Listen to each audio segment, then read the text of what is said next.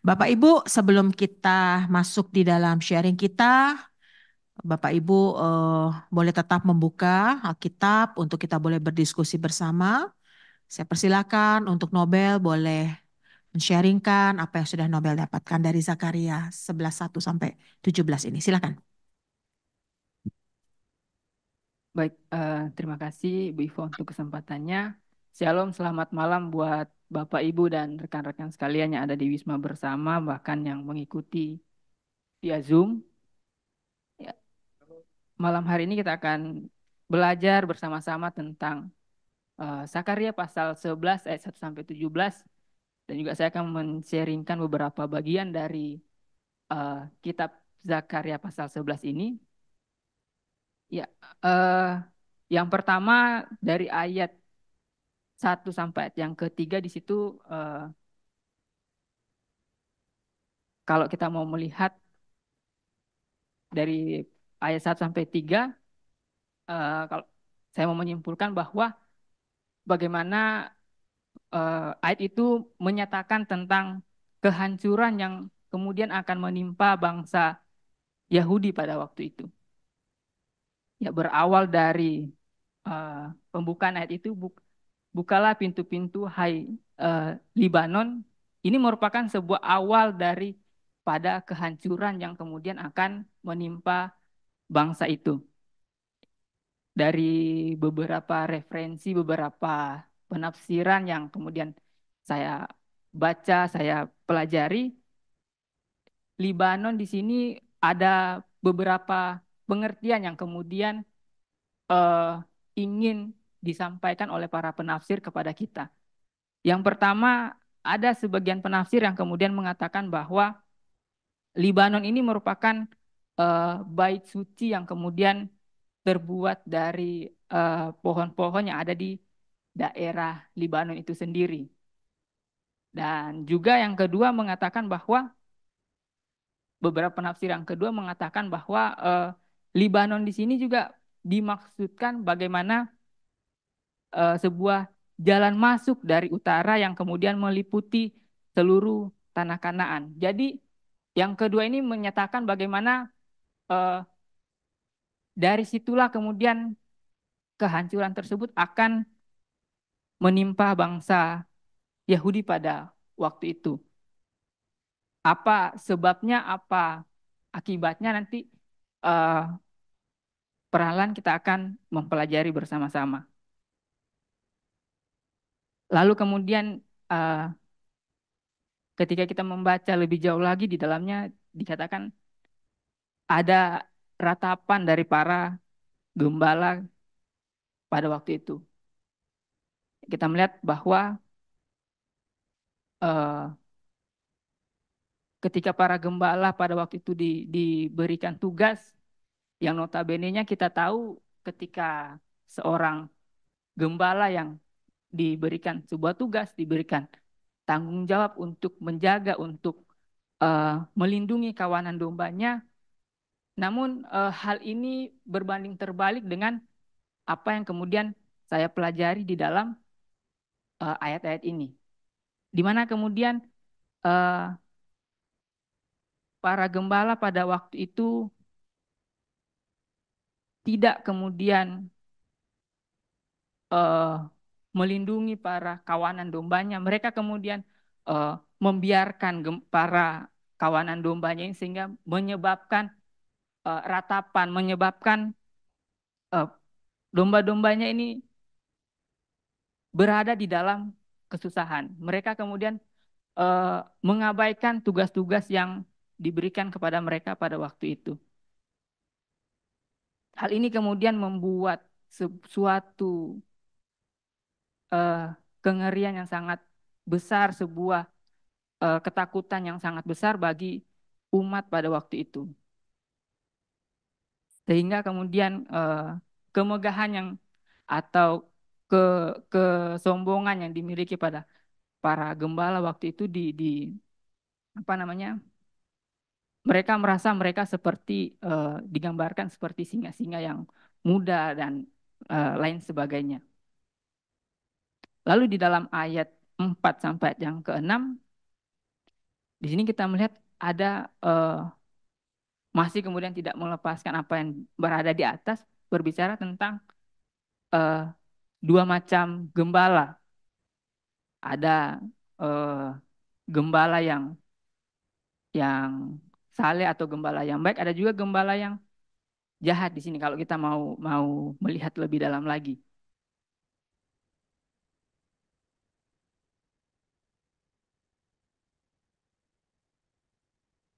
Tindakan para pemimpin dan pemuka agama pada zaman Zakaria kemudian eh, kalau kita mau mau melihat lagi seperti apa yang kemudian sudah saya katakan di awal, ternyata para pemimpin atau para gembala di dalam eh, Zakaria yang kita baca ini atau di dalam tulisan yang kemudian ditulis oleh Zakaria ini, mereka tidak kemudian memegang dengan benar apa yang kemudian menjadi tanggung jawab mereka. Mereka justru berbalik kemudian menindas para umat yang ada pada waktu itu sehingga menyebabkan kerusakan moral pada umat menyebabkan kerusakan moral kepada umat eh, waktu itu kemudian lalu berlanjut juga dengan tindakan yang mereka lakukan dengan apa yang kemudian telah dilakukan oleh gembala-gembala ini, mereka menganggap bahwa tindakan yang telah mereka lakukan itu adalah tindakan yang benar. Sehingga kalau kita mau melihat di dalam ayat 4 sampai ayat yang ke-6, di sana bagaimana mereka kemudian menghina Allah dengan eh, mengucap syukur kepadanya karena telah mendapatkan keuntungan. Keuntungan dari mana? Keuntungan dari apa yang kemudian mereka lakukan,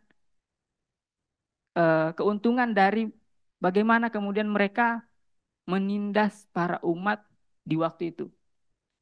Itulah yang terjadi di dalam eh, pembacaan ini. Sehingga kemudian hal tersebut mendatangkan sebuah kehancuran kepada mereka. Bagaimana sehingga ketika Allah melihat penindasan yang terjadi ini, tentu ketika kita mau melihat di dalam pembacaan kita pada saat ini sebuah tindakan yang semestinya tidak tidak harus dilakukan oleh para pemimpin, para gembala pada waktu itu. Sebuah tindakan yang cukup ironi kalau kalau kita mau melihat bersama-sama. Dan lanjut di dalam ayat yang ke-7 sampai ayat yang ke-14 dikatakan di mana kembali Allah kemudian eh, mengambil kembali dan kemudian dia menggembalakan kembali kawanan dombanya dari para tangan para gembala yang kemudian tidak bertanggung jawab tadi. Allah yang akan apa namanya? Allah kembali mengambil alih daripada eh, tindakan-tindakan yang jahat yang kemudian dilakukan oleh gembala tadi. Ya, digambarkan di dalamnya bagaimana adanya tongkat dan juga ada ikatan melambangkan sebuah upaya Allah untuk kemudian eh, apa namanya me, me, melindungi atau dia ingin kemudian supaya umat-umat yang kemudian ditindas oleh para gembala yang jahat ini dapat eh, mengikuti apa yang kemudian yang benar yang Allah perintahkan. Namun kalau kita mau melihat lagi di dalam ayat selanjutnya dikatakan Allah kemudian kembali memutuskan perjanjiannya itu. Allah kemudian mengambil tongkat, Allah eh, mengambil lalu kemudian mematahkan yang awalnya tongkat tadi dilambangkan sebagai eh, ya kalau di beberapa sumber yang saya baca bagaimana tongkat dan juga ikatan itu dilambangkan sebuah upaya daripada Allah ya di digambarkan di sana bagaimana ketika seorang gembala yang kemudian ingin menjaga melindungi domain tentu dia punya sebuah persiapan yang matang. Salah satunya ya seorang gembala yang baik tentu punya persiapan yang matang untuk eh, menjaga, melindungi kawanan dombanya.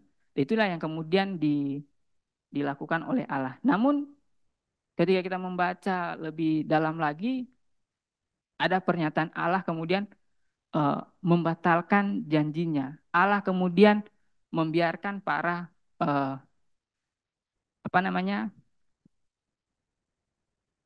para eh, kawanan domba ini atau para orang-orang ini kemudian dibiarkan begitu saja. Dia kemudian tidak lagi eh, bukan tidak tapi dia mematahkan perjanjian yang kemudian sebelumnya dia lakukan.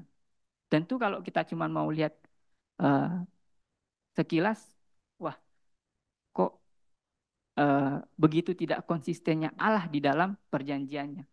Yang awal kemudian dia ingin supaya domba-dombanya ini datang kepadanya, lalu di ayat-ayat selanjutnya kok ada dia mengatakan bahwa dia kembali membatalkan janjinya. Tentu ketika Allah melakukan hal ini bukan tanpa sebab, bukan tanpa alasan di dalamnya. Ada alasan-alasan kemudian mengapa Allah harus membatalkan hal ini.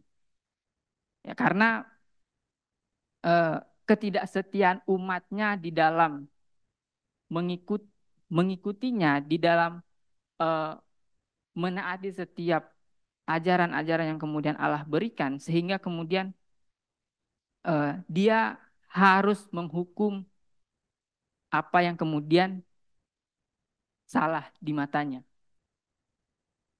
Tentu tidak ketika Allah melakukan hal ini ya kita tahu bersama ada dasar yang kuat di dalamnya di mana eh, didasari kepada tindakan para umatnya yang kemudian tidak setia kepadanya. Ini yang kemudian tindakan yang diambil Allah. Lanjut di dalam ayat yang ke-15 dan yang ke-17, bagaimana kemudian Allah menunjukkan kesengsaraan yang kemudian dialami oleh para gembala yang tidak punya tanggung jawab tadi. Allah kemudian eh, membiarkan para gembala-gembala yang tidak bertanggung jawab ini, Allah kemudian membiarkan eh, orang-orang yang jahat ini. Ya, Allah membiarkan mereka untuk apa namanya, membiarkan mereka untuk binasa, membiarkan mereka mengikuti kemauan hati mereka, mengikuti keinginan mereka, karena balik lagi ke setiaan mereka kepada Allah. Jadi di dalam Zakaria pasal 11 ayat 1 sampai 17 ini saya kemudian menarik sebuah kesimpulan bahwa Allah memperlihatkan keadilannya kepada umatnya. Allah memperlihatkan bahwa Allah betul-betul mengasihi umatnya dan kemudian dia juga betul-betul menghukum umatnya, betul-betul memberikan sebuah eh, apa yang pantas diterima oleh umatnya karena kesalahan umatnya sendiri. Bukan kemudian eh, sesuka suka hatinya Allah kemudian menghukum, tidak. Saya melihat bahwa eh, Allah betul-betul memperlihatkan bahwa dirinya adil bukan karena eh, dilihat dari sisi manusia saja, melainkan dia punya dasar yang kuat untuk eh, mengadili, punya dasar yang kuat untuk menghukum kita sebagai umatnya. Ya, mungkin itu saja yang dapat saya sampaikan. Terima kasih. Ya, terima kasih Saudara Nobel. Bapak Ibu tadi sudah mendengarkan sharing dari Saudara Nobel. Ada beberapa hal yang boleh disampaikan. Bagaimana kehancuran dari Yahudi pada saat itu, lalu ada ratapan gembala ketika juga ada hal-hal yang harusnya gembala kerjakan menjadi hal yang agak menyimpang ya, bukan untuk melindungi tetapi membiarkan sehingga terjadi ratapan karena kesusahan dan juga abai dari kepada domba-domba tersebut. Lalu juga tadi sudah Nobe menyampaikan bagaimana Allah mengambil kembali gembala yang sudah dalam kondisi kesusahan itu dari para gembala yang tidak bertanggung jawab, tetapi di situ kita melihat ada kasih dan keadilan Allah yang berlaku bagi umatnya. Begitu ya kira-kira yang disampaikan beberapa dari Saudara Nobel. Silakan Bapak Ibu yang mau sharing untuk melengkapi, untuk berbagi. Saya persilahkan baik teman-teman yang ada di Wisma Bersama maupun Bapak Ibu yang ada di Zoom. Silakan Bapak Ibu.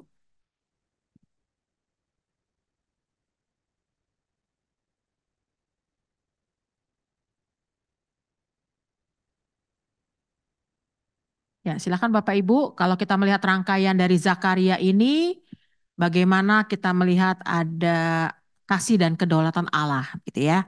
Ada hukuman, ada kasih yang Allah nyatakan, dan bagaimana kalau kita melihat di sini Tuhan malah memerintahkan gembala palsu untuk memerintah umatnya, ya. Seolah-olah ada pembiaran, ada satu hal yang Allah mau nyatakan, pembelajaran bagi umat pada saat itu.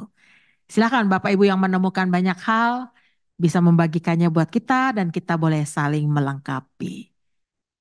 Silakan Bapak Ibu, mungkin yang di WB dulu, boleh? Silakan Pamela. Baik, saya akan sharingkan apa yang yang sudah saya pahami juga, khusus di ayat yang ketujuh. Nah, jadi di sini ketika kita membaca bahkan mendalami sebuah pasal ini, itu bagi saya memang tidak mudah gitu ya. Bahkan sangat banyak hal-hal yang istilahnya kalau misalnya kita tidak benar-benar untuk memahaminya itu kita bingung gitu, bingung sendiri. Nah, jadi eh, yang mau saya bagikan di sini adalah bagaimana khusus di ayat 7 itu Allah itu adalah Allah yang setia. Nah, Allah yang setia dan kemudian di dalam kesetiaannya itu, bahkan di dalam kasihnya itu tentu ada juga keadilan. Nah, jadi kedua hal ini, kasih dan keadilan Allah itu memang tidak bisa dipisahkan gitu. Nah, ketika ada kasih, pasti ada hukuman. Ketika ada hukuman, pastinya ada kasih. Nah, itulah yang saya lihat gitu, atau itulah yang ada pada Allah gitu. Jadi ketika manusia itu melakukan kesalahan, dia tidak akan membiarkan seperti itu ya, khususnya di di Zakaria ini di pasal 11 ini. Nah, jadi adanya kesombongan gitu, kesombongan yang dilakukan oleh umatnya sendiri seperti itu. Bahkan orang-orang yang ingin gitulah, yang ingin menganggap dirinya itu lebih hebat gitu. Nah, tetapi sebenarnya kalau misalnya kita melihat bahwa kesombongan itu terjadi kepada para pemimpin yang istilahnya yang menganggap dirinya tadi lebih baik seperti itu. Lebih baik dan lebih apa namanya? Tidak perlu Tuhan lah seperti itu, tidak perlu Tuhan. Sehingga eh,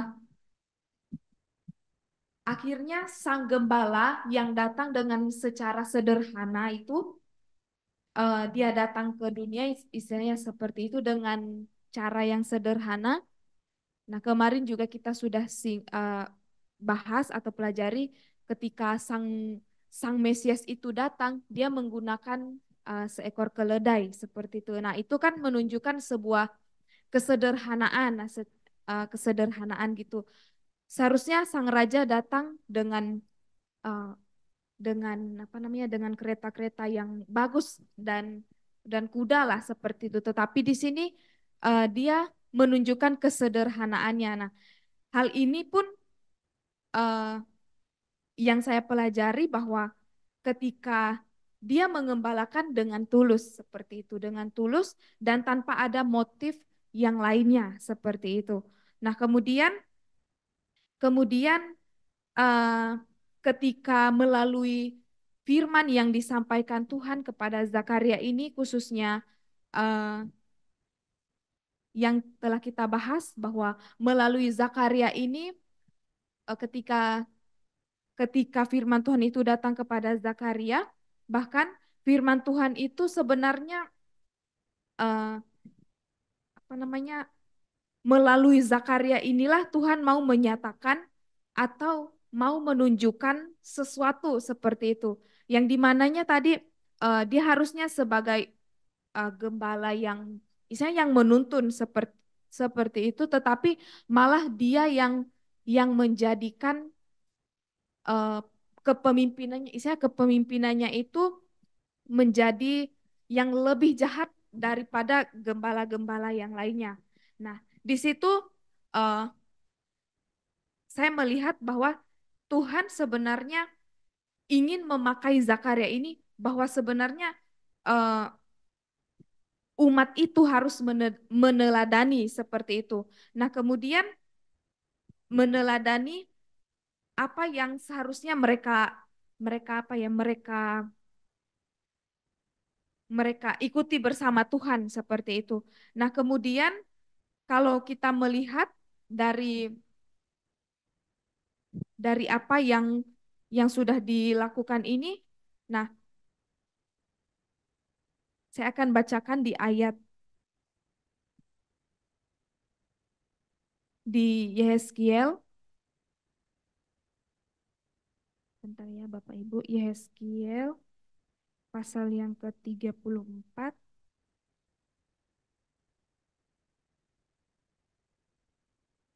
ayat yang kedua saya akan bacakan. Hai anak manusia, bernubuatlah melawan gembala-gembala Israel. Bernubuatlah dan katakanlah kepada mereka, kepada gembala-gembala itu, beginilah firman Tuhan Allah. Celakalah gembala-gembala Israel yang mengembalakan dirinya sendiri. Bukankah domba-dombanya yang seharusnya digembalakan oleh gembala-gembala itu?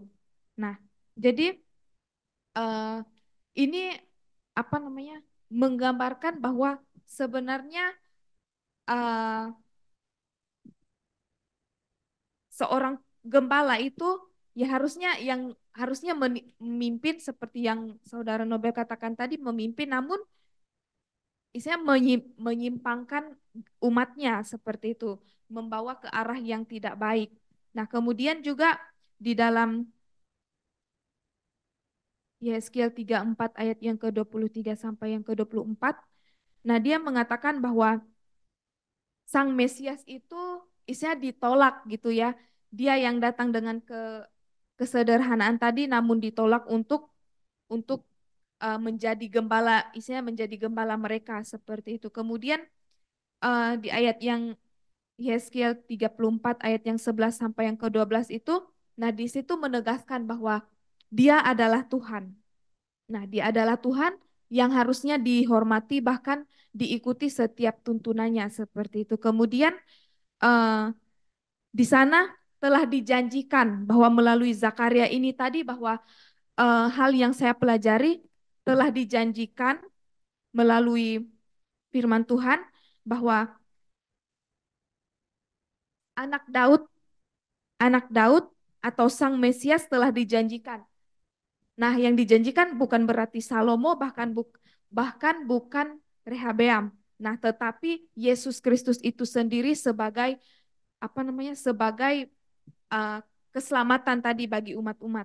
Nah, kemudian apa hal yang bisa kita pelajari dari sini bahwa kita sebagai umat Tuhan kita belajar untuk meneladani apa yang dilakukan oleh Tuhan. Nah, Tuhan Yesus. Nah, ketika dia datang ke dunia, yang dimana dia raja datang ke dunia tetapi dia mau menjadi hamba. Nah, kemudian menjadi pertanyaan refleksinya kepada kita semua. Nah, bagaimana diri kita pribadi seperti itu? Apakah ketika kita uh, istilahnya sudah terkenal dan lain sebagainya, apakah kita bersifat seperti hati hamba atau seperti apa? Seperti itu. Demikian yang saya bagikan. Terima kasih. Ya, terima kasih Pamela untuk sharingnya tentang kesetiaan Allah, tentang kesederhanaan, ketulusan di dalam pelayanan. Oke, silakan Bapak Ibu mungkin yang ada di ruang Zoom yang mau berbagi, melengkapi atau ada hal yang menggelisahkan Bapak Ibu, silakan boleh dibagikan. Ada 15. Ya lebih kurang karena di sini ya masih lebih dari ya 10 lah mungkin ya. Silakan Bapak Ibu. Ada yang mau dibagikan?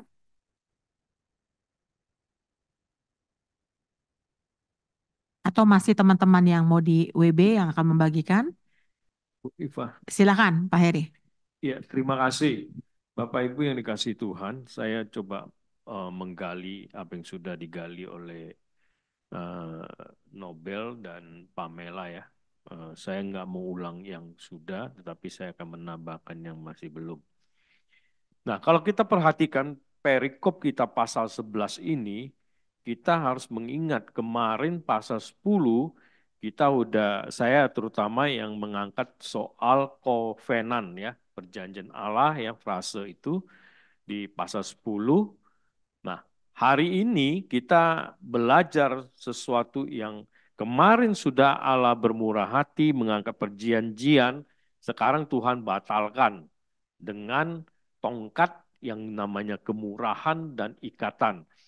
Kemurahan dan ikatan, banyak penafsir mengatakan, yaitu kemurahan Allah, grace, yaitu anugerah Allah yang sudah memberikan keselamatan seperti itu. Dan ikatan itu kesatuan, atau kalau saya tarik ke belakang yang kemarin pasal 10, artinya ini adalah sebuah ikatan perjanjian yang Allah sudah ikat. Allah yang adalah agung dan tinggi merendahkan diri, mengambil sejajar dengan manusia. Kita kemarin sudah bahas untuk mengikat perjanjian. Nah, sekarang Tuhan batalkan itu semua karena kejahatan khususnya para pemimpin atau tadi Nobel sudah singgung ada 2 tipe gembala, gembala yang jahat tadi seperti itu. Nah, sebenarnya Zakaria pada pasal 11 ini kita melihat bahwa Tuhan menjadikan dia menjadi bagian dari 3 orang penting daripada kitab Zakaria ini. Kita sudah bahas yang dari pasal 1 bahwa ada namanya Yosua ya, yang adalah imam agung sebagai tugas fungsi sebagai imam ya. Kemudian kita juga kenal dengan Zerubabel sebagai raja, sebagai bupati ya, seperti itu setelah kembali dari Babel ini. Nah, Zakaria sekarang diberikan Tuhan sebagai contoh gambaran potret tentang Allah itu sendiri sebagai gembala yang baik tadi. Dibandingkan dengan gembala-gembala yang jahat yang tadi saya katakan, oleh sebab itu Tuhan mengambil tindakan yang adil dan pas, itu mematahkan perjanjiannya kepada manusia seperti itu. Menjadi tanda tanya besar adalah diskusi tadi kalau Nobel mengatakan ini kok Allah inkonsisten ya, tidak konsisten. Udah berikan anugerah perjanjian sekarang ditarik balik. Nah ini menjadi sebuah diskusi yang coba kita boleh diskusikan malam ini Bapak Ibu. Apa yang dimaksudkan Tuhan itu dan kenapa Tuhan menunjukkan kedaulatannya seperti itu? Apakah ini sungguh tidak konsistensinya, menunjukkan ketidakkonsistensian Allah? Nah, ini menjadi sebuah diskusi yang menarik. Kemudian saya lanjutkan, Zakaria memposisikan dirinya sebagai gembala yang baik. Kalau kita perhatikan dari perikop ini, pasal 11 ini, dua perikop ini yang tiga ya, sudah jelas banget bahwa Tuhan menghukum ya bagaimana secara harafiah kalau kita memahami, kalau hutan terbakar, binatang singa pasti akan melarat sengsara karena mereka akan kehilangan rumah mereka ya. Pohon aras yang keras, yang kuat, yang sombong, nation yang merasa kuat ya di Libanon itu menggambarkan bagaimana kemegahan bukit-bukit yang indah dikatakan putih, dinding-dinding batu daripada gunung itu dalam penafsirannya. Juga puncak yang selalu diliputi dengan salju putih ya, menunjukkan bagaimana hebatnya dan kuatnya. Itu semua tidak apa itu namanya tidak apa-apanya di hadapan Tuhan. Akan Tuhan hancurkan semuanya itu. Nah kembali lagi bagian yang berikutnya kalau kita perhatikan bahwa sesungguhnya pada pasal ini mengandung sebuah mujizat, sebuah nubuat yang sebenarnya sudah digenapi ya di dalam Zakaria ayat pasal 11 ayat 12 13 itu jelas merupakan sebuah apa itu namanya nubuatan tentang Yesus Kristus ya yang dikhianati, yang ditolak ya dari gambaran pasal ini ya. Ini sudah digenapi di dalam Matius 26 ayat 15, Matius 27 ayat 9 sampai 10. Bagaimana Kristus ditolak ya seperti itu dan khianati dan Kristus disalibkan oleh bangsanya sendiri. Dan kita bisa lihat ini juga sudah digenapi di dalam 30 keping perak ya Yudas yang mengkhianati Tuhan Yesus ya. Di sini jelas menunjukkan bahwa 30 perak itu menjadi apa itu namanya dibelikan kepada tanah darah ya seperti itu ya. Bagaimana Yudas melakukan tindakan pengkhianatan terhadap Yesus. Dan akhirnya kita tahu ceritanya, dia pergi gantung diri karena menyesali perbuatannya. Seperti itu. Nah, pesan utama dari pasal ini yang saya boleh dapatkan adalah selain tadi adalah nubuat kedatangan Kristus yang pertama dan penolakan terhadap dirinya yang sudah digenapi dalam Matius tadi yang saya katakan tadi. Kemudian ada murka Allah yang terhadap Israel sebagai akibatnya. Ya. Murka Allah terhadap Israel sebagai akibatnya kita tadi boleh temukan di ayat-ayat di akhir ya. Bagaimana Tuhan menghukum mereka seperti itu. Dan kalau kita lihat, kemarin kita sempat bicara soal Israel dulu sama nggak dengan Israel sekarang ya. Nah kalau kita lihat sekarang apa dampak Israel sekarang ini. Saya kira ini merupakan juga penggenapan bahwa mereka memang hidup di dalam penghukuman Allah saat ini.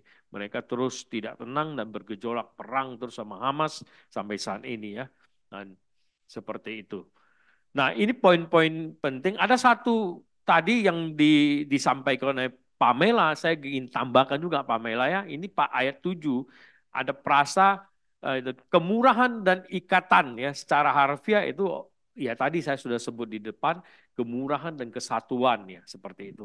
Kemurahan ini juga dikupas sebenarnya disinggung di dalam perjanjian baru oleh Paulus kalau kita perhatikan di Efesus ya.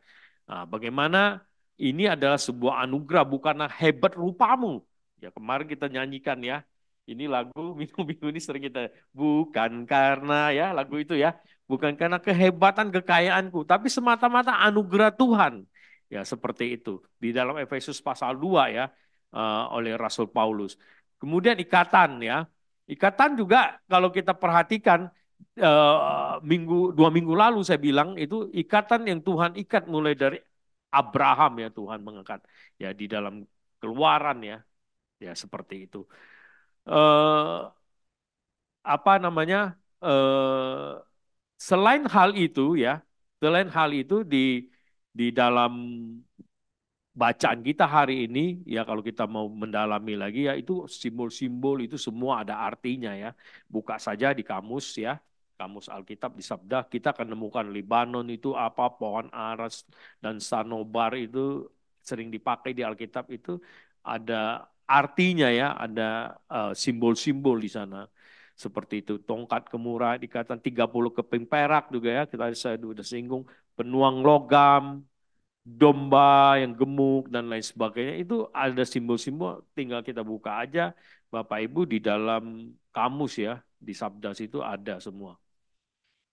Nah, tambahan pelajaran yang saya boleh dapatkan dari perikop ini, dari pasal 11 ini terutama ya, adalah saya mencatat ada 4 poin di sini.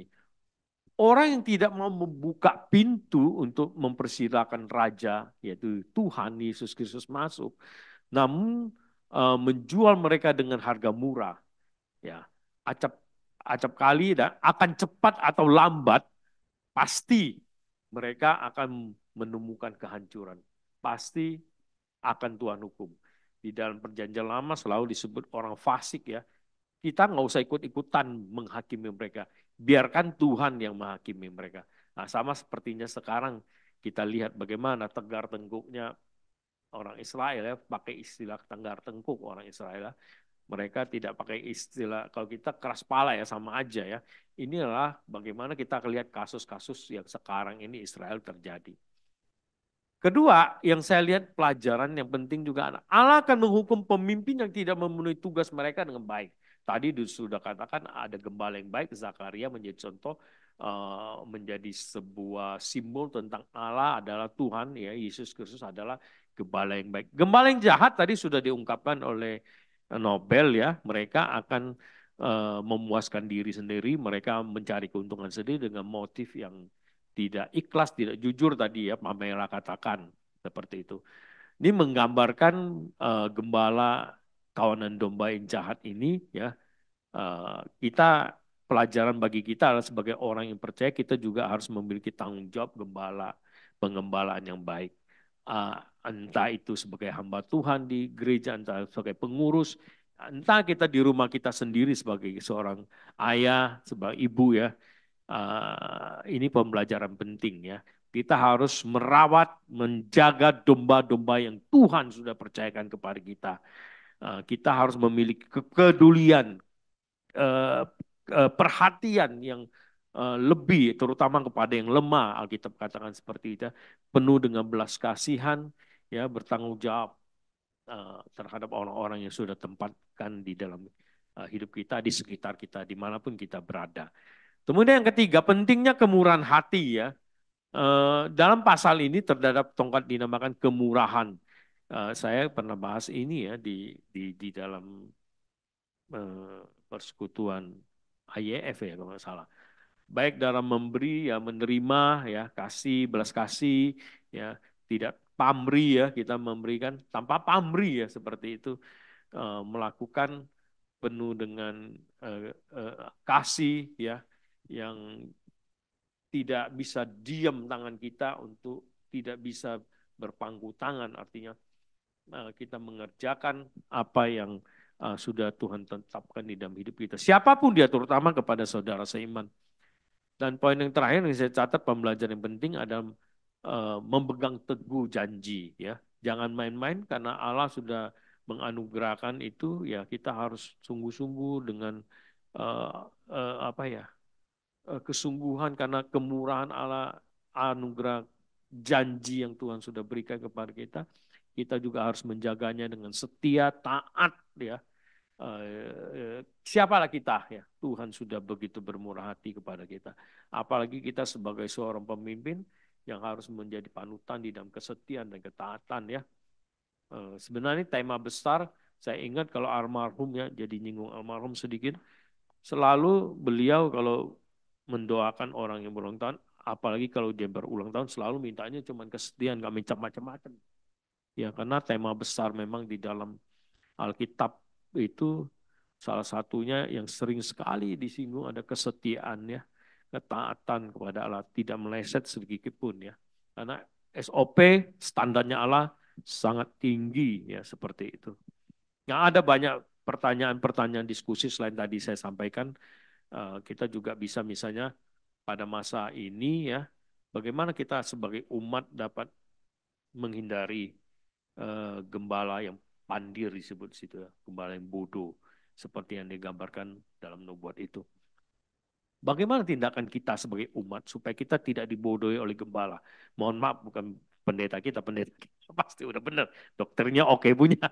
Yang maksud saya yang di luar-luar sana ya, kalau kita sudah suka saksikan di YouTube apa segala macam ya, supaya kita tidak terjebak oleh berbagai angin-angin pengajaran seperti itu ya. Nah, terakhir saya ingin membagikan ini aplikasi saya pribadi, barangkali juga bisa buat kita semua ya. Berbuahlah ya seperti kemurahan itu dalam Galatia 5 ayat 22 sampai 23, salah satu buah roh. Seperti Tuhan bermurah hati, memberi tanpa pamrih, mengasihi manusia berdosa, mengasihi sesama, terutama saudara seiman. Ini menjadi komitmen saya, menjadi pemimpin dan menjaga kesatuan, kesetiaan, dan ketaatan kepada Tuhan.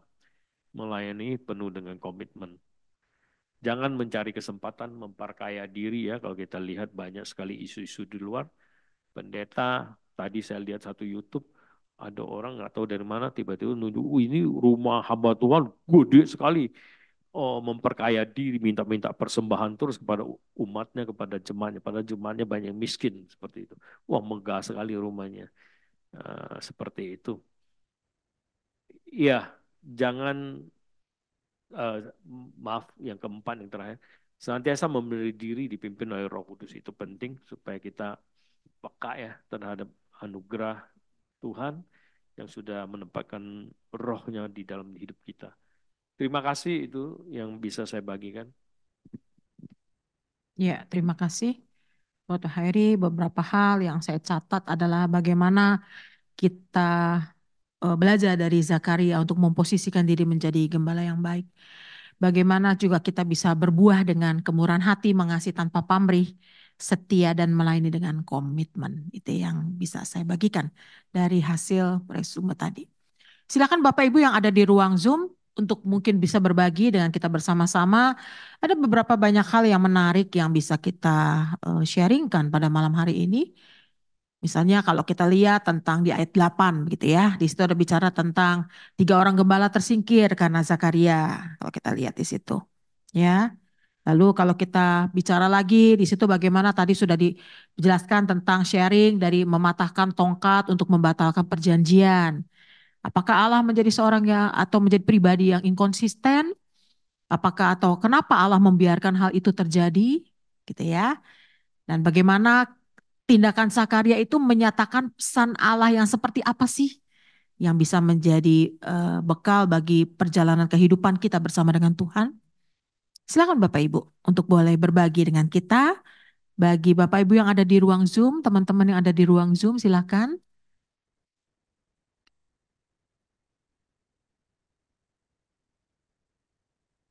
Boleh, mungkin karena nggak ada yang buka kamera ya, mungkin ada yang di jalan, ada yang kemana, di Mungkin dari kamar saya mandi boleh, misalnya. Bu.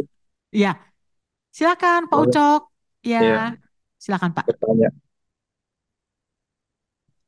Kalau saya coba ngelihat dari, tapi mungkin nanti Pak Kellen atau Pak Heri boleh silakan menjawab. Tapi saya, karena ini kan cerita ini kan ada dua perspektif sebenarnya. Perspektif pertama adalah pesannya kepada para gembala gitu ya. Judulnya juga dua macam gembala, gembala yang pandir. Kalau terjemahan baru TB2 sih bilangnya gembala tak berguna gitu ya. Satu sisi juga ada perspektif domba kan gitu.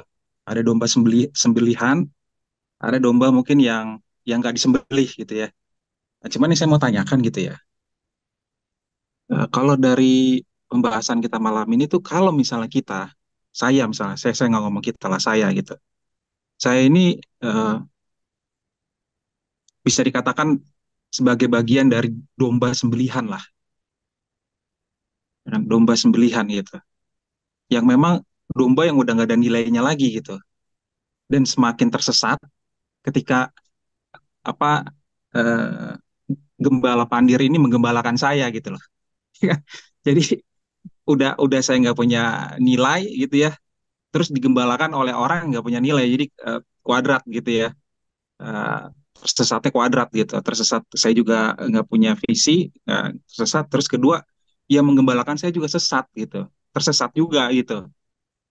Nah, bagaimana caranya ya, kalau dari perspektif pembahasan kita tentunya gitu ya, agar saya sebagai domba sembelihan tuh tahu gitu bahwa sebenarnya ini bukan gembala yang benar nih gitu ya. Eh, Tentunya memang ada dua sikap yang Zakaria lakukan, satu sikap kemurahan hati dan juga ikatan gitu.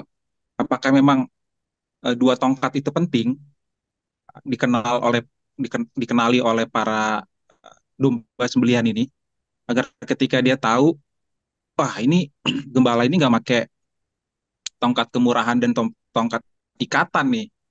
Nah, berarti memang ini gembala pandir nih, gembala tak berguna nih. Jadi saya mendingan eh, menyingkir lah dari gembalaan dia gitu. Nah, mungkin itu aja sih dari sisi saya dulu, Pak Gelen, Pak Heri, terima kasih.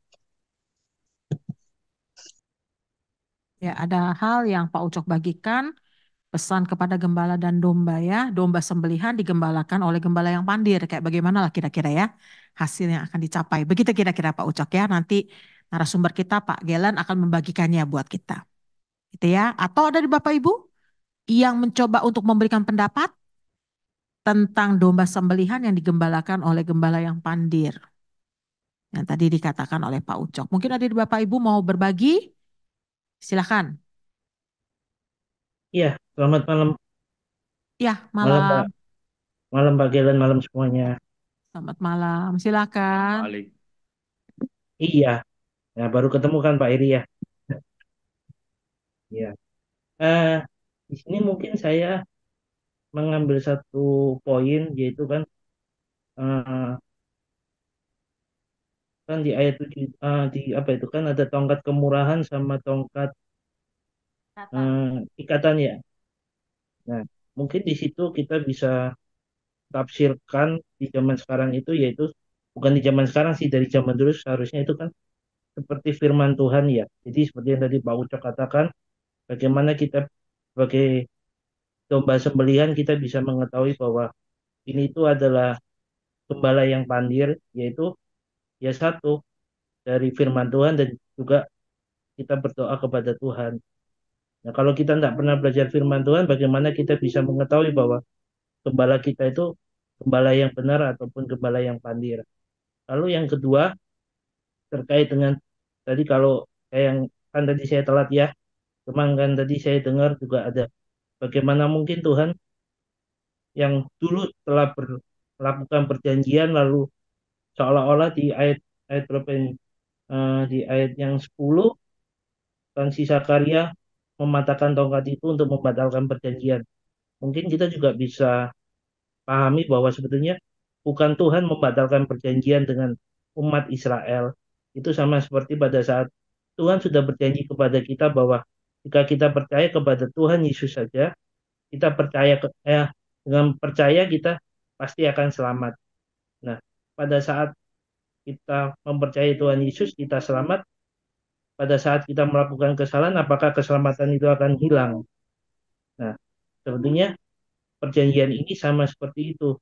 Sebenarnya Tuhan bukan bukan membatalkan perjanjian itu, tetapi Tuhan ingin menunjukkan bahwa sebetulnya akan ada Mesias yang datang dalam hal ini. Jadi Tuhan menghukum umat Israel yang saat itu ya sesekali percaya Tuhan, sesekali mengeluh pada saat dia keluar dari tanah Mesir ya, yang tanah yang subur. Jadi dia merasa sebuah negara yang mungkin sampai sekarang juga sedang mencari Mesias yang dia cari kan, raja yang bisa memimpin Israel, bukan Tuhan sebenarnya. Tapi itu sebetulnya bukan pembatalan, tetapi sebuah hukuman, sehingga umat Israel itu tahu bahwa gembala yang baik itu yaitu Tuhan Yesus. Jadi sebetulnya bukan pembatalan sih kalau ini. Kalau kita tafsirkan harafiah ya memang rasanya Tuhan membatalkan, tetapi sebetulnya bukan Tuhan membatalkan, tetapi Tuhan hanya memberikan hukuman kecil lah. Itu aja sih. Mungkin nanti Pak Kellen bisa koreksi kalau apa yang saya katakan salah. Ya, terima kasih. Terima kasih Pak Halim. Jadi kalau Pak Halim katakan selalu harus mau belajar firman Tuhan, dan itu bukan bicara pembatalan akan perjanjian Allah karena Allah sudah memberikan keselamatan buat kita ya. Dan dia adalah gembala yang baik bagi kita. Itu yang bisa saya simpulkan dari sharing Pak Halim. Ada Bapak Ibu kembali yang mau men-sharingkan, berbagi buat kita. Waktu kita tinggal 20 menit lagi ke depan. Silakan. Saya mau luruskan sedikit sebelum mungkin teman-teman yang di rumah atau di mana atau di ruangan ini yang mau nanggapin lagi soal pertanyaan diskusi tadi mengenai yang terakhir oleh Pak Halim. Jadi saya mau luruskan moderator. Jadi maksudnya Pak Halim itu sebenarnya dua. Satu menjawab pertanyaannya Pak Ucok sebenarnya. Dan yang kedua itu adalah mengangkat pertanyaan tadi yang saya lontarkan. Jadi dua hal yang berbeda. Ya, jangan disambung, nanti orang salah pemahaman itu. Jadi yang pertama, beliau menjawab yang menjadi pertanyaan Pak Ucok. Bagaimana kita sudah pandir, gembalanya pandir, kita juga domba sembelihan. Ya binasa, Pak Ucok. Betul yang tadi Pak Halim katakan. Supaya kita tahu nggak binasa bagaimana. Kita harus belajar seperti malam ini kita belajar firman Tuhan. Kita sendiri pribadi harus menggali firman Tuhan. Sehingga kita bisa membedakan, ada filter setiap apa yang kita dengar khotbah orang tentang apa yang disampaikan benar apa tidak. Itu ada filter kalau kita belajar, kita di dalam pergumulan pribadi kita, relasi kita dengan Tuhan. Jadi kita mengenal Tuhan lebih dalam, kita memahami mana gembala yang benar, mana yang pandir ini, kan seperti itu dari Pak Halim. Nah, saya garis bawah itu aja supaya tidak salah. Kemudian yang tadi yang dijawab oleh Pak Halim adalah mengenai diskusi mengenai covenant, yang kemurahan dan ikatan itu. Nah, kalau menurut saya, tadi saya sudah sampaikan, bahwa kemurahan ini mewakili bagaimana Allah menunjukkan grace-nya ya, anugerahnya begitu besar kepada manusia yang terendah, Tuhan yang tinggi. Ya kita udah bahas pasal 10 2 minggu lalu, bagaimana mungkin orang kalau menganggap perjanjian kontrak itu harus duduk satu sama lain harus sama ya di depan hukum. Nah ini Allah lebih agung tapi menurunkan derajat untuk mengangkat perjanjian dengan kita. Itu semua karena kemurahan Tuhan. Seperti itu. Jadi bagaimana apakah Allah membatalkan perjanjian itu ya? Sedikit aja saya tadi Pak Halim sudah sampaikan. Nah, jawabannya tadi saya mau tambahin sedikit supaya Bapak Ibu juga bisa menambah bahan diskusi kita ya.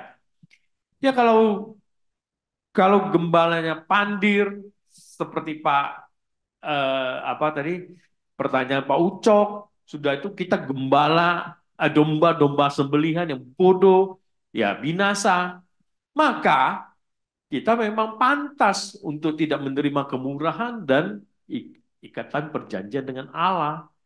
Maka Allah tidak akan memberikan itu kepada kita, anugerah itu. Dalam teologi reform itu kembali lagi menjadi bangsa pilihan ya gitu ya. Kita ditentukan untuk binasa dan kita ditentukan untuk diselamatkan semua karena anugerah Allah.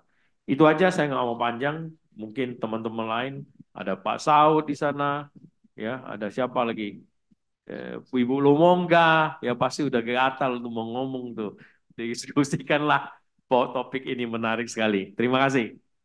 Ya, terima kasih. Silakan Bapak Ibu yang masih mau berbagi atau bertanya, menanggapi. Mungkin nanggapin sedikit Bu Iva. Karena Ya. gini, konteksnya Silakan, itu kan tadi kan Tuhan kan yang membangkitkan gembala pandir ini kan. Ya kan, aku akan membangkitkan. Berarti kan Tuhan juga gitu. Nah, bisa jadi kan gembala Pandiren juga bawa nama-nama Tuhan juga gitu. Ya kan? Oh, Dia bukan bawa nama-nama orang lain juga, bawa nama nama Nabi ke-25 juga gitu loh. Ya kan? Tapi bawa nama Yesus juga karena Tuhan dibangkitkan gitu. Nah, dalam titik itu kan namanya tadi benar sih Pak Heri bilang tapi binasa gitu akan binasa. Tapi kalau lihat secara in actual kita juga kadang-kadang sebagai domba sembelihan tuh nggak akan merasa binasa juga sih. Karena kita telah mengikuti gembala pilihan Tuhan juga gitu loh. Jadi ya itu aja yang mungkin tambahan. Silakan, terima kasih Pak Heri, Pak Gelan, terima kasih. Ya, jadi ketika kita sebagai domba menghadapi gembala yang bukan yang tetap membawa nama Tuhan begitu ya. Bagaimana menyikapinya gitu ya. Kira-kira Iya Pak Ucok betul, ya. betul. Oke, ya. Jadi dia membawa nama Tuhan ya. Terima kasih Pak Ucok. Nanti Pak Gelan yang akan membagikannya buat kita ya, menjelaskannya buat kita. Atau dari Bapak Ibu boleh menanggapinya. Silakan. kalau ya, saya mau Ya, nanggapi. Pak Halim. Saya meyakini sih bahwa Tuhan itu tidak pernah membangkitkan. Kita nggak bisa mengartikan secara harfiah. eh, Tuhan membangkitkan apa gembala yang banjir karena Tuhan tidak pernah mengizinkan segala sesuatu yang jelek itu terjadi. Bukan mengizinkan ya. Kalau mengizinkan, iya. Seperti Ayub, Tuhan izinkan itu terjadi kepada Ayub. Tapi Tuhan tidak pernah membuat sesuatu yang buruk. Jadi mungkin kalau saya bisa artikan, maksudnya itu membangkitkan gembala yang banjir itu dengan tujuan bahwa umat Israel itu supaya tahu bahwa mereka saat itu tuh sedang dipimpin oleh gembala yang banjir. Oleh karena itu kan di ayat 7, 8, 9, 10 kan juga Zakaria kan quote unquote kan dia berbuat seperti gembala yang pandir. Tapi di tengah-tengah itu kan banyak tiga gembala yang pandir itu kan akhirnya juga meninggal kan. Jadi di situ kan eh, maksudnya membangkitkan itu mungkin bukan mungkin. Saya meyakini bahwa Tuhan itu ingin umat Israel itu tahu bahwa mereka itu selama ini dipimpin oleh gembala yang salah. Sehingga Tuhan mengutus Zakaria untuk masuk di tengah-tengah gembala itu untuk menghancurkan lah. Sehingga Zakaria dipakai Tuhan untuk menjadi gembala yang benar bagi Israel. Gembala yang benar di dunia ya, tapi gembala jadi pembimbing rohani bukan bukan gembala yang sejati ya. Kalau gembala sejati kita semua tahu yaitu Tuhan Yesus ya. Terima kasih. Terima kasih Pak Halim untuk tanggapannya. Bapak Ibu, masih ada yang mau menanggapi untuk Sedikit, beberapa hal? Silakan. sedikit Bu Iva. Oh ya, Pak Eh, Oscar. Ini kalau kita baca perikop ini, justru kalau saya melihatnya bahwa di sini Zakaria digambarkan ya atau dilambangkan sebagai gembala yang diutus Allah, namun perannya sebagai gembala yang jahat. Ini itu perikop arahnya ke antikris ya, kehidupan akhir zaman gitu. Di sini Zakaria itu memperlihatkan eh, sampai dia bilang karena orang-orang Israel ini kan tegar tengkuk ya, nggak mau mendengarkan firman Tuhan, nggak mau ngikutin apa yang Tuhan sudah perintahkan. Akhirnya dalam hal ini kalau saya melihatnya bahwa Nabi Zakaria di sini menggambarkan diri atau melambang bagaimana dia seorang gembala eh, yang jahat gitu ya. Nah itu kita juga bisa baca di Yeskiel 34 ayat 2 sampai 4 ya. Coba saya bacakan. Celakalah gembala-gembala Israel yang menggembalakan dirinya sendiri, bukankah domba-domba yang seharusnya digembalakan oleh gembala-gembala itu? Kamu menikmati susunya, dari bulunya kamu buat pakaian, yang gemuk kamu sembeli, tetapi domba-domba itu sendiri tidak kamu gembalakan. Yang lemah tidak kamu kuatkan, yang sakit tidak kamu obati, yang luka tidak kamu balas, dan seterusnya. Itu kan di ayat 16 dan 17 kalau kita baca. Jadi saya melihat di sini Nabi Zakaria memerankan dirinya seakan-akan ya sebagai gembala Israel yang jahat. Nah, eh, sekalipun di dalam perikop ini eh, pada akhirnya tetap apa yang eh, Tuhan tetapkan tetap digenapi gitu ya. Karena di situ juga kan ada bicara tentang dua tongkat. Itu kan melambangkan Mesias memakai dua tongkat untuk menggembalakan kawanan dombanya. Kedua tongkat itu melambangkan perkenan Allah kepada Israel dan rencananya untuk mempersatukan Israel dan Yehuda sebagai suatu bangsa. Berkat-berkat ini akan menjadi kenyataan apabila umat itu bersedia mengikuti Yesus atau mengikuti Mesias gitu ya. Nah, tapi pada kenyataannya ini kan orang-orang yang digembalakan ini kan tidak mengikuti. Maka dalam hal ini Zakaria dipakai Allah sebagai nabi menggambarkan seakan-akan dia adalah gembala yang jahat yang akan menghukum gitu, yang akan menghukum orang-orang Israel yang tidak taat kepada Tuhan gitu ya. Nah, jadi saya mau menyampaikan dalam perikop ini karena tadi ada bicara tentang gembala yang pandir, yaitu kan itu bisa dilihat nanti di ayat Zakaria 11 ayat 15 sampai 16 itu kan bicara tentang gembala yang tidak mengasihi domba-dombanya gitu ya. Tapi hal itu terjadi kenapa? Karena gembala atau maaf domba-dombanya itu nggak taat gitu ya, nggak mendengarkan suara gembalanya gitu ya. Nah, mungkin itu sih yang mau coba saya sampaikan sebenarnya sih kalau bicara Zakaria 11 ayat 1 sampai 17 ini kan banyak hal yang bisa kita bicarakan di sini. Ada tentang domba-domba sembelian, dua tongkat, aku tidak mau menggembalakan kamu lagi gitu ya, membatalkan perjanjian, 30 uang perak, meniadakan persaudaraan. Nah, itu banyak sebenarnya, tapi saya mau sampaikan di sini sebenarnya kalau saya bicara perikop ini adalah saya melihatnya Nabi Zakaria dipakai di sini sebagai gembala seakan-akan sebagai gembala yang jahat karena orang Israel atau domba yang digembalakan ini tidak taat kepada Tuhan gitu. Sehingga dipakai Tuhan untuk menghukum mereka. Kira-kira begitu. Terima kasih. Ya, jadi pelambangan Zakaria yang diutus Tuhan seakan-akan berperan sebagai gembala yang jahat. Begitu ya Pak Oskar ya, dengan segala keterangan yang sudah Bapak bagikan buat kita. Waktu hampir mendekati 20.25, sehingga sekitar 7 menit lagi. Silakan Bapak Ibu mungkin belum monggah. Sudah buka kamera Pak Yandoko, Pak Saud, Pak Patrick, silakan, atau Bu Nevi, Boleh izin? silakan. Ibu. Pak Yandoko. Iya, mungkin habis saya belum mau nggak tadi udah mau pencet juga. Baik, kalau saya sih agak sedikit berbeda ya dengan Pak Oscar tadi ya. Saya lebih setuju tadi yang penggambaran di awal bahwasanya sebenarnya justru Nabi Zakaria di sini malah memposisikan dirinya sebagai seorang gembala yang baik.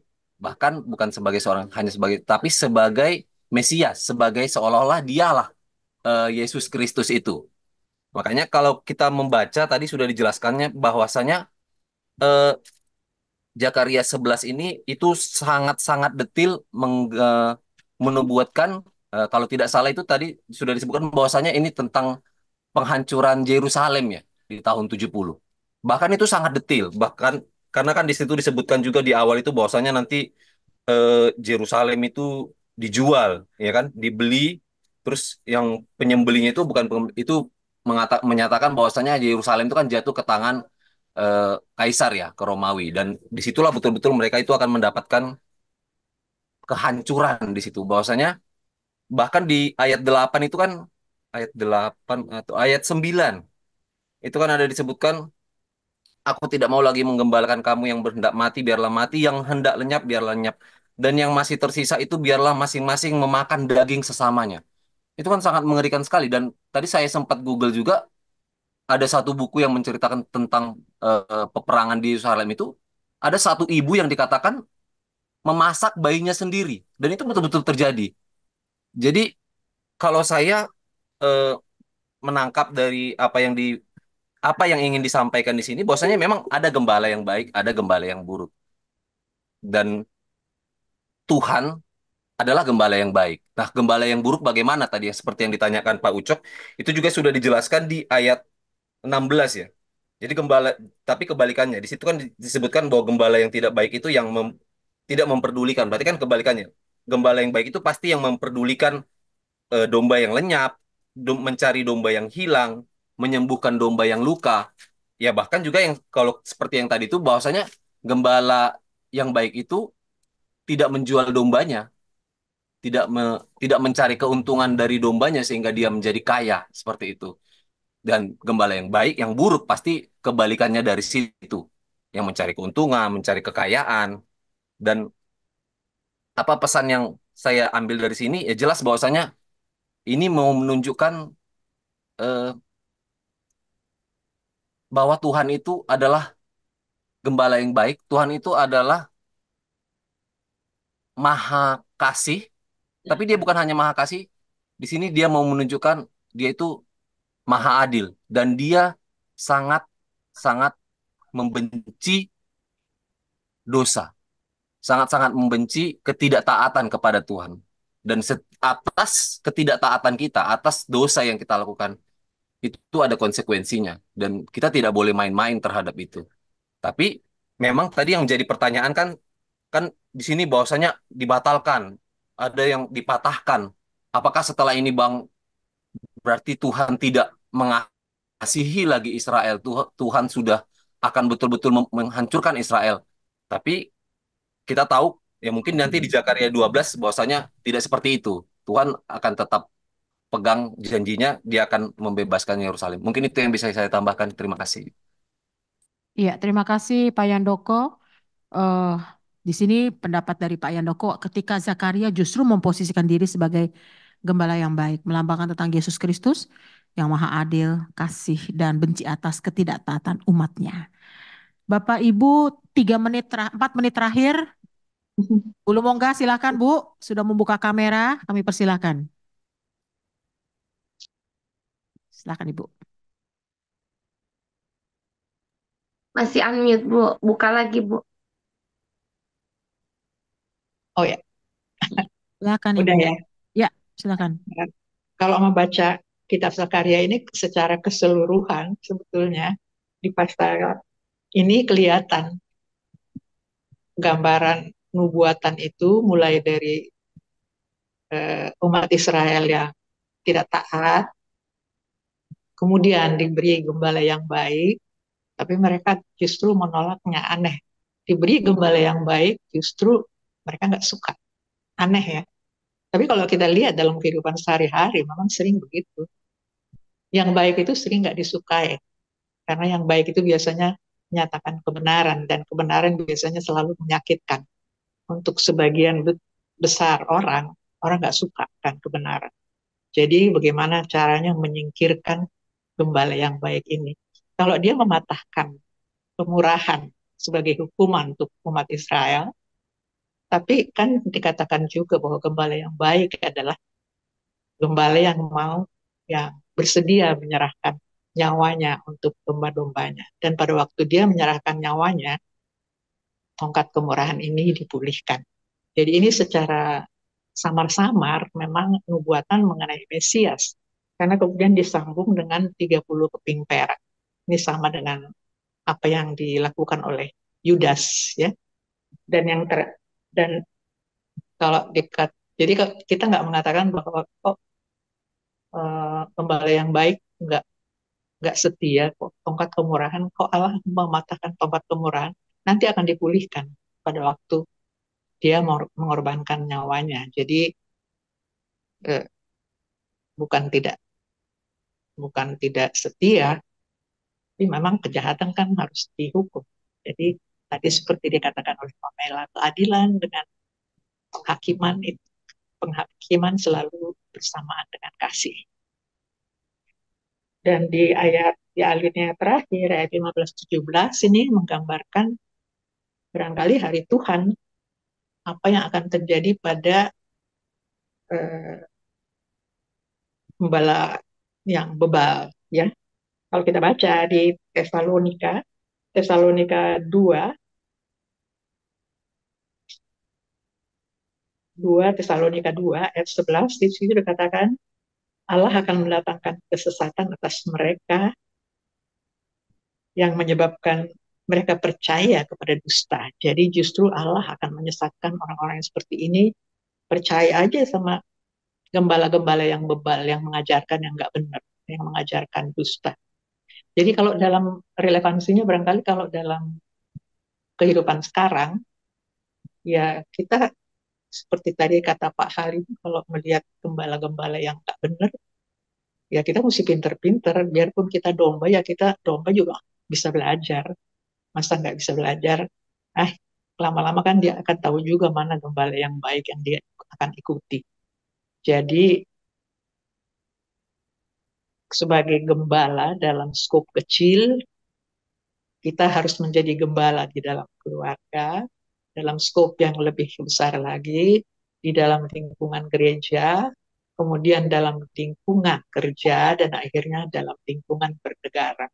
Umat Kristen itu sebetulnya harus menjadi contoh. Kalau semua umat Kristen menjadi contoh, barangkali sangat-sangat banyak dampaknya bagi negara. Itu aja yang bisa saya ambil dari Sakaria 11 ini. Sebetulnya nanti kalau kita baca terus sampai Sakaria 14, itu sampai puncaknya nanti ke hari Tuhan. Jadi ini memang dibacanya harus bersambung. Tapi satu pertanyaan barangkali buat Pak Galen, itu ayat 8. Buat saya agak jadi pertanyaannya, dalam 1 bulan aku menyingkirkan 3 gembala. 3 gembala ini maksudnya apa? Itu aja yang mau saya tanyakan. Ya, terima kasih Bu Lumongga. Di sini Bu Lumongga menyampaikan bahwa di sini gambaran nubuatan tentang Israel yang tidak taat, dikasih gembala yang baik, malah tidak disukai, bahkan mau disingkirkan. Bicara tentang nubuatan Mesias dengan 30 keping perak dan kasih dan keadilan Allah yang dinyatakan. Berikutnya kita akan mendengarkan paparan dan closing statement dari Pendeta Galen. 20 menit ke depan, saya persilakan kepada Pak Galen. Terima kasih. Terima kasih Ibu Iva. Selaku moderator, izinkan saya share screen.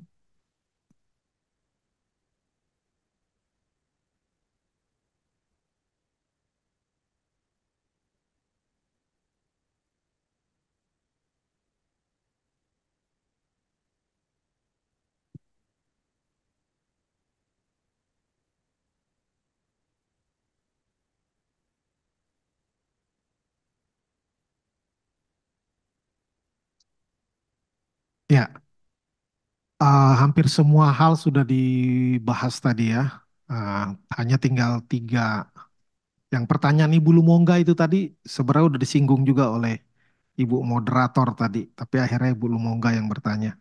Ya intinya di pasal ini berbicara tentang nubuatan akan penghancuran bangsa Yehuda, dan di dalamnya juga berbicara tentang nubuatan akan kedatangan Mesias ya. Kalau kita baca mundur 2 pasal dari Zakaria pasal 9 itu sampai pasal 11 ini juga masih berbicara tentang nubuatan akan kedatangan Mesias ya.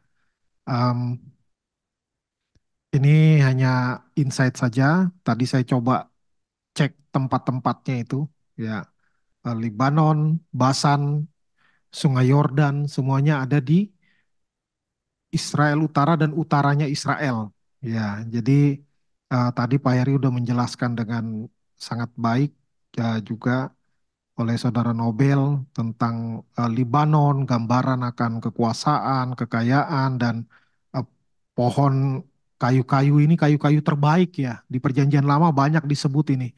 Kayu aras, ya lalu pohon tarbantin, pohon sanobar, ini bahan-bahan sebagian kayunya dipakai untuk membangun bait Allah, tetapi itu semua akan dihancurkan, dikatakan. Ya di sini api memakan pohon arasmu. Nah, lalu ada juga tentang em, akan diratakan katanya hutan yang lebat itu. Ya, dari yang pasal-pasal sebelumnya kita tahu ini ada hukuman terhadap bangsa-bangsa yang jahat atau menzolimi umat Tuhan. Ya kan ini umat Tuhan ceritanya di Babel lagi mau pulang ke Yerusalem. Nah, bangsa yang menghukum mereka sudah jatuh, ya Babel sudah jatuh ke tangan Persia. Tetapi dia nanti juga di perikop berikutnya juga dijelaskan tentang bahwa Israel walaupun nanti atau Yehuda kembali ke Yerusalem, mereka juga akan tetap dapat hukuman, ya akan dapat hukuman. Nah, ini menarik istilah domba sembelihan ya.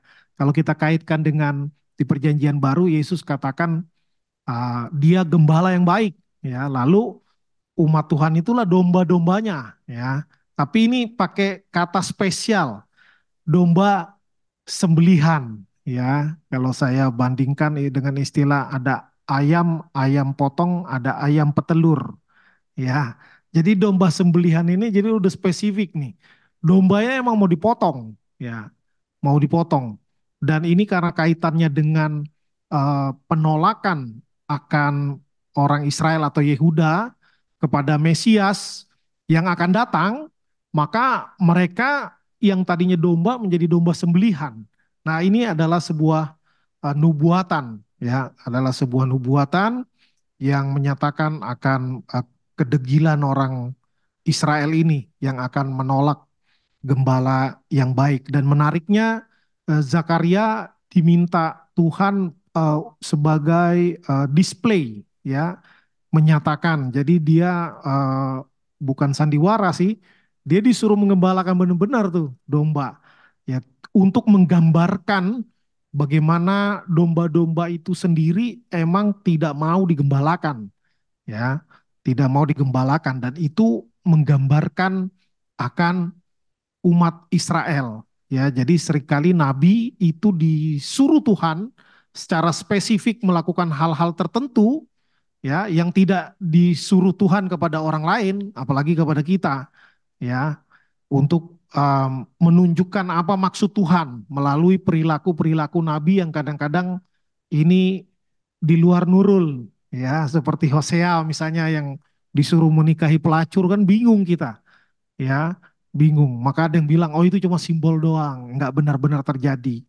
Ya, tapi seperti yang dilakukan Zakaria, ini benar-benar suruh menggembalakan domba-domba sembelihan, ya, yang nantinya juga akan seperti mereka tidak ada harganya, ya, yang jualnya juga nggak sedih kehilangan, malah senang dapat duit, ya, kaya, malah bilang puji Tuhan lagi.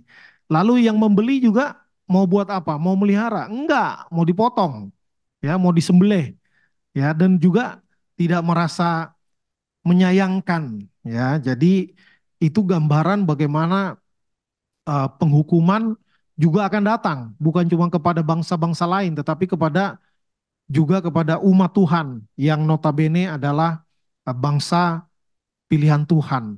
Nah, ini umat yang terus melawan akan mendapat hukuman Tuhan. Ini adalah konsekuensi logis, ya. Ini adalah konsekuensi logis, dan di perjanjian lama ini memang kebanyakan kalau saya perhatikan gambarannya itu sederhana, bagi dua, hitam putih, gitu ya. Berkat kutuk, taat berkat, tidak taat kutuk, selesai, gitu. Nah, tadi Pak Ucok mencoba membaginya ini karena orang modern ini ya, orang modern. Jadi canggih pertanyaannya, ya kan. Gembala tadi di perikop ini cuma dua kan, ya, gembala baik sama gembala pandir, ya. Tapi tadi Pak Ucok mau menambahkan kategori berikutnya, ya, bahwa gembala pandir pura-pura baik, gitu ya. Ya, gitu. Ada lagi mungkin gembala baik merasa pandir, ya. Ada yang gembala baik tahu dia baik. Nah, ada yang pandir nggak tahu dia pandir. Waduh, itu yang paling parah. ya.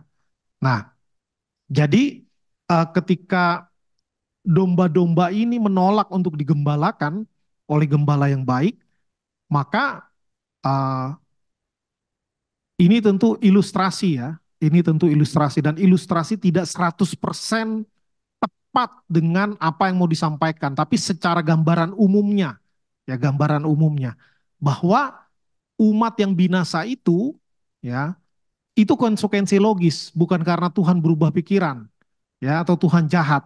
Nah, ini yang nggak gampang kalau kita cuma ngambil satu dua ayat atau satu perikop saja, memang tidak mudah untuk memahami secara komprehensif.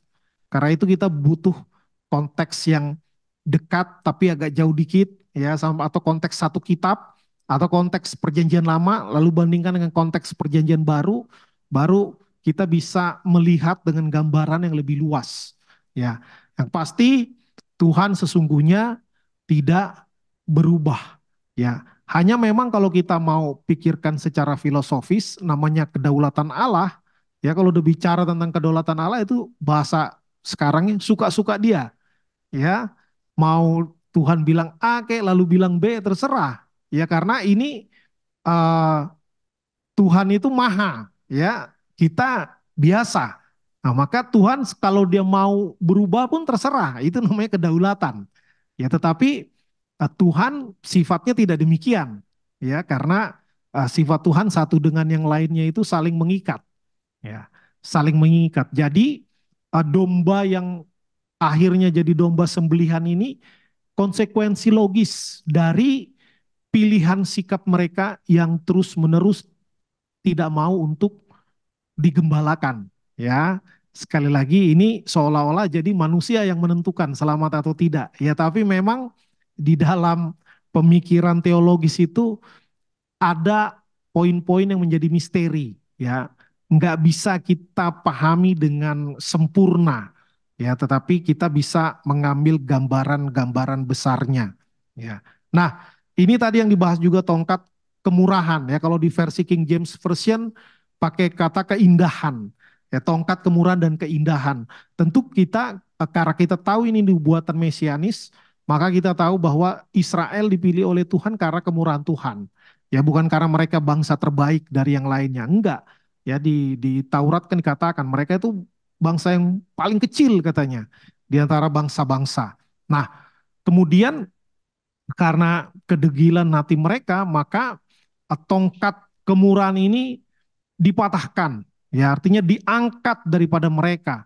Ya, ini mengingatkan kita akan apa? Akan Israel rohani. Ya, ketika orang Israel yang adalah bangsa pilihan Allah menolak akan kedatangan Mesias, menolak Yesus Kristus sebagai juru selamat, maka keselamatan itu dibuka kepada bangsa-bangsa lain. Ya, sekali lagi ini bisa membuat kita salah paham. Kita pikir, wah Tuhan gagal rencananya mau memilih Israel nih. Akhirnya udahlah daripada mentok kasih ke bangsa lain. Enggak begitu ya.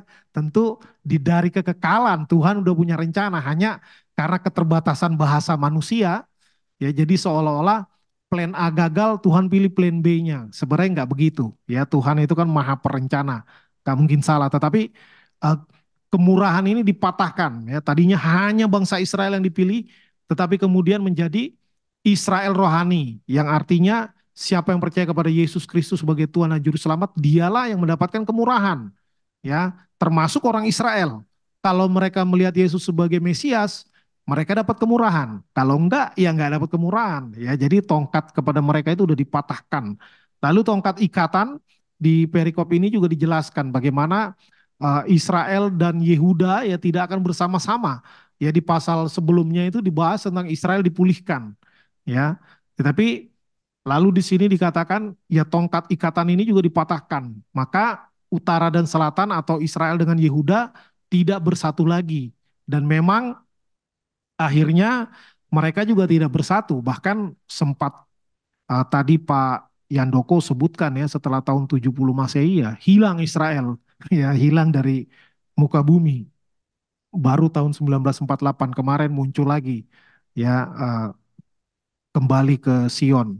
Nah, kemudian tiga gembala disingkirkan ya, sekalian ini tadi yang ditanya Bu Lumongga ya. Nah, ini yang sulit diduga ya, ini maknanya apa, ini frasa ini. Karena namanya nubuatan itu em, ada hal-hal tetap yang menjadi misteri. Yang pasti kapan digenapinya itu juga misteri ya. Kan waktu kita belajar kitab Daniel 1-2 tahun yang lalu dibilang namanya nubuatan itu seperti melihat gunung dari jauh, kelihatan cuma segitiga. Ya, mana yang lebih di depan, mana yang lebih di belakang nggak jelas. Ya, mana yang lebih di depan, mana yang lebih di belakang nggak jelas. Jadi itu kelihatan semua, tapi nggak tahu yang mana duluan, yang mana yang belakangan. Nah, kalau mau ditambahkan, yang ini artinya apa, yang itu artinya apa, itu juga nggak mudah. Ya kalau tentang Mesias mudah, apalagi 30 keping perak, karena langsung udah ada ininya penggenapannya di Perjanjian Baru, ya. Tetapi tentu orang yang hidup di zaman Zakaria ini pasti bingung, ya. Apa ini maksudnya? Ya, mengacu kepada siapa, kapan, benar-benar gelap. Kalau kita udah lumayan ya, banyak yang udah tergenapi, tapi ada sebagian yang masih sulit untuk dimengerti. 30 keping perak udah jelas banget itu. Sudah secara literal ya, ketika Yudas menjual Yesus dengan 30 keping perak, dan akhirnya Yudas nggak ambil uangnya, imam-imam juga nggak ngambil uangnya, akhirnya untuk beli tanah tukang periuk itu ya, atau tanah darah itu. Nah, kalau di sini dibilang juga diberikan juga kepada penuang ya, penuang apa itu, logam ya, kepada penuang logam. Nah, tiga gembala disingkirkan ini ada yang referensi yang saya baca, ada yang bilang ini menggambarkan tentang em, imam-imam, raja-raja, dan nabi-nabi yang jahat katanya. Karena mereka digambarkan sebagai pemimpin, gembala itu kan pemimpin. Ya, maka mereka disingkirkan dan yang sejati itu digabungkan di dalam diri Yesus Kristus yang sebagai imam, nabi dan raja sekaligus di dalam satu pribadi. Ya, yang mana tidak pernah terjadi. Ya, yang pernah adalah raja dan imam, itu Melkisedek ya, raja dan imam di dalam satu orang. Ya, Yesus nabi, imam, raja. Ya, tiga jabatan di dalam satu orang. Ada juga yang menafsirkan tiga gembala disingkirkan ini tiga kelompok pimpinan di zaman Yesus. Ya, karena ini nubuatan mesianis, maka penafsir menganggap ini di zaman Yesus semua. Nah, jadi tiga gembala ini dibilang satu kelompok Saduki, ya, yang kedua kelompok Farisi, yang ketiga kelompok Herodian. Kelompok Herodian ini adalah uh, fans loyalnya dinasti Herodes, ya. Ya karena Herodes ini bukan nama orang ya, tapi gelar. Jadi ini ada Herodes 1, ada Herodes 2, Herodes Antipas gitu. Nah, jadi uh, pendukung berat grup atau dinastinya Herodes. Nah, jadi tiga kelompok ini, Saduki, Farisi, dan fansnya Herodes disingkirkan. Ya, kenapa? Ya karena mereka tidak takluk, tidak tunduk, tidak taat kepada Yesus yang adalah Mesias. Ya, jadi yang mana yang benar yang nggak tahu, namanya nubuatan, dan kita menduga, ya menduga karena ini tidak detil dan tidak di perjanjian baru tidak dibikin referensinya. Oh, ini penggenapan nubuatan tiga gembala. Ya, tidak. Ya, yang pasti tiga gembala ini pasti gembala yang nggak benar. Ya, entah ini orang atau jabatan atau kelompok, tidak tahu pasti. Tapi kedua tafsiran itu menurut saya cukup cukup masuk akal. Ya, bisa dipahami dan sangat kontekstual. Ya, akhirnya tadi disebutkan di ayat 15, uh, Yehuda diserahkan kepada gembala yang pandir, yaitu bebal. ITB 2 dibilang bebal. Pak Ucok bilang tadi tak guna, ya tidak berguna. Ya, jadi tadi Pak Yandoko juga sebut ya, kebanyakan penafsir berpendapat penghukuman atas Yehuda digenapi pada saat Jenderal Titus menghancurkan Yerusalem pada tahun 70 Masehi. Ya, jadi gembala yang pandir ini kan begitu jahat, dia nggak mau tahu ya. Yang mati matilah, yang lenyap lenyaplah, ya, yang hilang tidak dicari lagi. yang sakit juga tidak diobati, yang yang ya hanya dimanfaatkan, hanya dieksploitasi saja, itu di ayat 16 ya. Lalu memang juga ada yang menafsirkan gembala pandir ini mengacu kepada antikristus, ya, kepada antikristus atau roh antikristus, ya, karena kemungkinan karena dikatakan gembala yang pandir ini juga akan dihukum oleh Tuhan, ya, akan dihukum oleh Tuhan. Bahasanya juga lengannya kering sekering-keringnya, mata kanannya pudar sepudar-pudarnya, ya. Jadi gembala yang jahat, ya, dombanya juga akan jadi sembelihan, gembalanya juga akan dihukum oleh Tuhan. Ya, makanya kalau kita lihat referensi di Perjanjian Baru, waduh, jangan kamu mau jadi pengajar ya, karena pengajar hukumannya jauh lebih berat. Ya, pengajar ini bukan berarti guru ya, guru termasuk, tapi juga pengajar firman. Ya, dalam kaitan ini juga gembala di dalamnya. Ya, hamba Tuhan di dalamnya, ada semua yang mengajar, dan itu kalau menyesatkan, waduh, hukumannya berat. Ya, hukumannya berat sekali. Nah, maka em, jangan kita menolak, ya, digembalakan oleh Tuhan, karena akibatnya bisa fatal. Ya, akibatnya bisa fatal.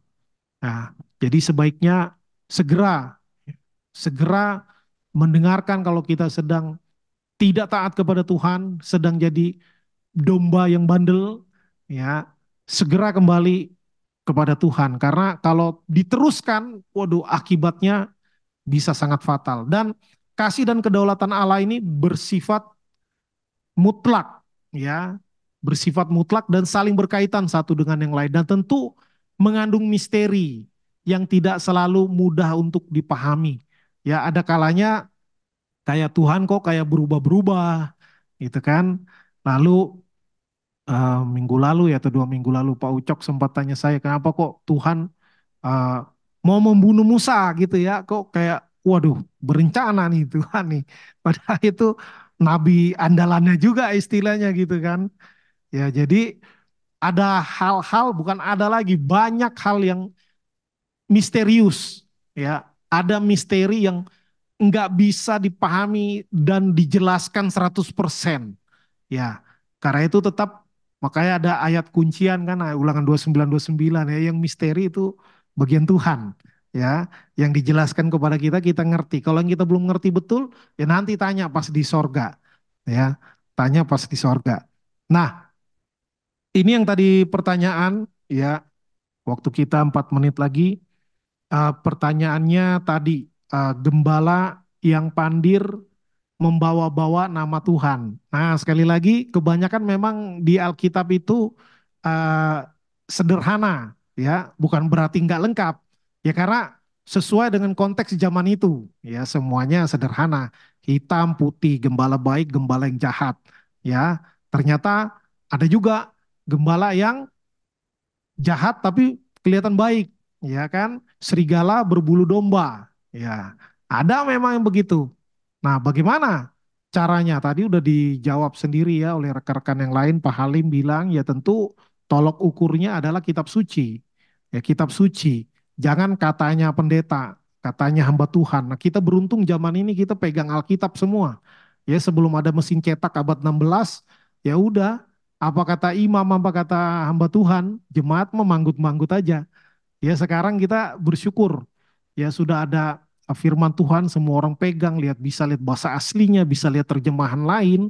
Maka siapapun yang berbicara, tolok ukurnya, pembandingnya adalah firman Tuhan. Ya, kalau dia bilang enggak, ini bukan dari Alkitab, ini langsung dari Roh Kudus, ya berarti ngarang dia.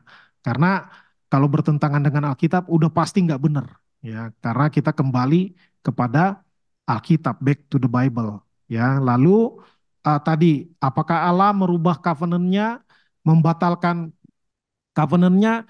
Ya, kalau kita mau lihat dari sisi yang lain, bukan ini lalu on off perjanjian Tuhan itu ya, jadi nggak jadi, nggak gitu. Tetapi karena memang domba-domba inilah emang domba sembelihan. Ya, mungkin kalau dengan kacamata reform dianggap ini mereka memang tidak dipilih Tuhan. Karena itu akhirnya mereka terus-menerus menolak. Ya, terus-menerus menolak. Jadi bukannya perjanjian Tuhan berlaku batal lagi, berlaku lagi batal lagi. Enggak, kalau gitu, karena Tuhan tidak mungkin pelin-pelan, ya. Tuhan tidak mungkin pelin-pelan. Dan tadi pertanyaan dari Ibu Lumongga, ya tadi sudah saya jawab ya berdasarkan referensi yang saya baca. Ya kalau saya nggak baca itu saya juga bingung karena tadi saya cari-cari karena saya juga bingung. Tiga gembala ini apa maksudnya nih? Nah, jadi penerapannya tadi siapapun kita, baik kita adalah awam atau kita aktivis atau termasuk gembala ya seperti saya harus juga digembalakan oleh Tuhan.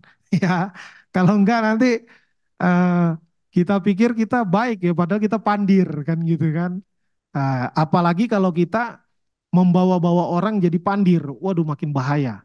Ya, makin ke sini zamannya makin banyak gembala yang atau orang-orang yang mengeksploitasi orang lain dengan membawa nama Tuhan yang seperti Pak Ucok bilang tadi, yang seperti Pak Heri bilang baru nonton tadi YouTube ya, rumah pendeta gede-gede. Saya juga baru baru nonton juga 2 hari lalu ada satu pengacara yang sedang menggugat satu pendeta yang katanya investasi apa ya ternyata ada kecurangan. Nah, ini lagi rame nih. Ya udah jalan 3 tahun tapi baru sekarang rame lagi. Ya jadi pendeta pula. Jadi ya itulah kita lihat aja nanti kasusnya bagaimana. Cari sendiri, nggak mungkin kita sebut nama di sini. Ya, yang pasti memang gembala palsu atau gembala pandir, gembala jahat banyak, ya, banyak, ya. Termasuk juga domba sembelihan juga banyak. Maka jangan sampai kita kepedean, kita pikir kita kita domba yang mantap ya, bukan untuk disembelih. Nah, tahu-tahu kita domba sembelihan. Maka jangan kepedean, siapapun kita, apapun kita, ya jangan kepedean, kita terus takut akan Tuhan, gentar pada kebenaran firman Tuhan dan jangan anggap enteng dosa, apalagi memperalat nama Tuhan untuk kepentingan pribadi. Wah itu paling celaka. Ya demikian yang bisa saya sampaikan. Saya kembalikan kepada moderator.